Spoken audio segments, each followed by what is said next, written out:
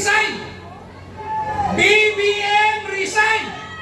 BBM resign! BBM resign! Ang problema sa baha na sa Manila, ghost project, substandard project. Ang gusto nila imbestigahan diri sa Davao. Usa ko niyang higani, gitawagan nila ako si Congressman Colong. Ingo ko pre, naapat yun nakalusot na ghost project sa ako or substandard. Ana siya, ipadala na ako ang accomplishment report sa DPWH. No?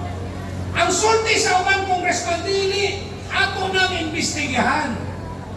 Kay dako ra kayo ang 50 billion para sa usa ka distrito. Akong gitadaw ang accomplishment. Dili lang sa District 1. Dili ordinaryong congressman si Colong na distrito ra ang ihang hunahunahon. District 1, District 2, District 3. Nakaadto na ba mo o coastal road? Yes! Di ba District 1, 2, and 3 na? O makabalik ta ang asaad ni Colong. Gikan lasang patog Toril adto niya ang coastal road. Mao ni ang playbook sa mga buaya niya sa Kongreso. Imbestigahan nila ang Davao City. Nga naman,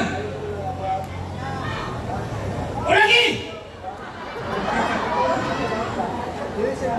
Delay the truth until we will forget the problem. Mauna ang ilang gusto. I-delay ang tinuod, ang kakatiruran. Kanipot si BBM, kusok kayo maghugas ng kamot. Pero magwadjud sa ilabot. O sige nga ni. Para dali na ito masabtan ha. Ibutang na ito, balay. Ang Pilipinas, balay. Akong balay. Ang mga amo ang nagkakiyaan ng balay. Kita, mga tao. Ang caregiver diha na balay, si BBM. Ang mayordoma diha sa balay, si Martin Romualdez. Ang mga katabang, mga driver, gardener, maunang mga sa Kongreso, mga congressman dahil sa bot. Gitawatan na mo sa mga katabang. Gitawatan na mo sa katabang, sa mga driver ninyo. Tulog ka tuwing na. Dili ka pwede. Ikaw taga-tumala. BBM, ikaw may taga-tumala ka. Caregiver. Dili ka pwede may mulog. Wala ko kay Buluana. Tulog ka tuwing na. Taga-tumala ka diha. Dili tangad tumala.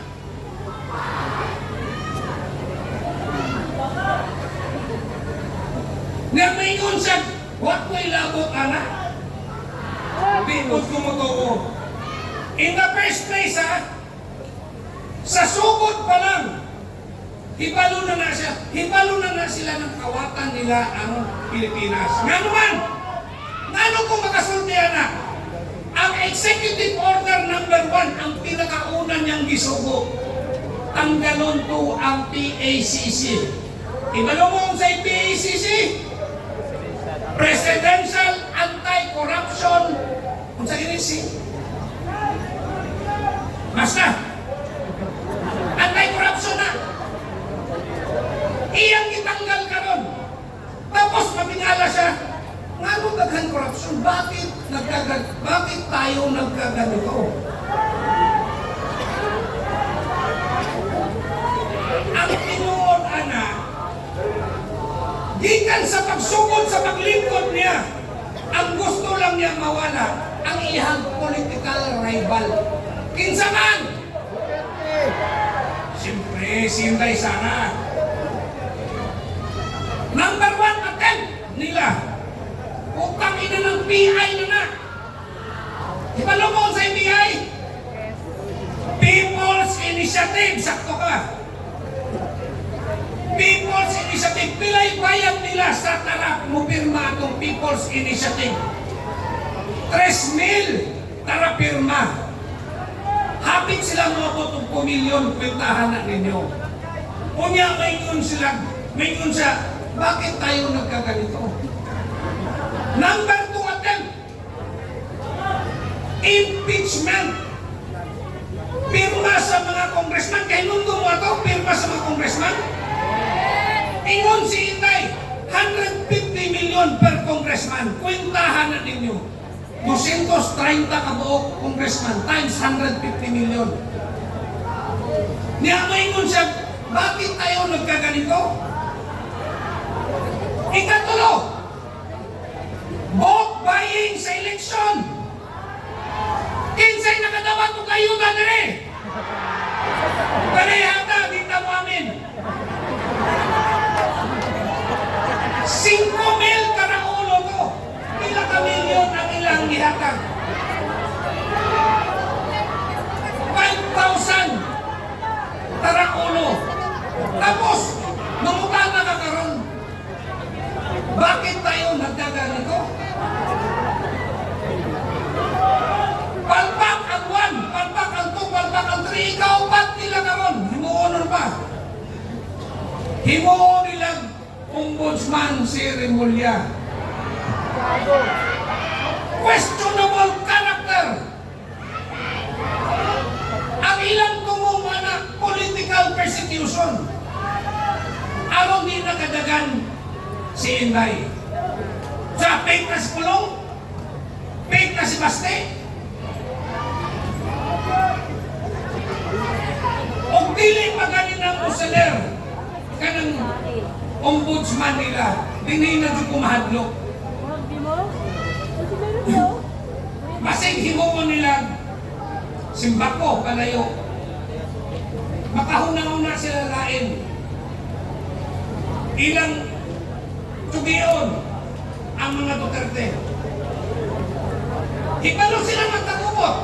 Hibalo sila magkakubot. Pero sa kademonyo nila, they are willing to burn the nation para lang sa ilhang power. Bantayan ako na. Ako ning world. Bauni karon. Manawagan mo ako. Manawagan lang tanan ani. Usa nga mo abot kanang ginaingon na kong number 5 kung tani mo abot no. Manawagan mo ako. Tama na, sobra na, palitan na. BBM resign! BBM resign! BBM resign!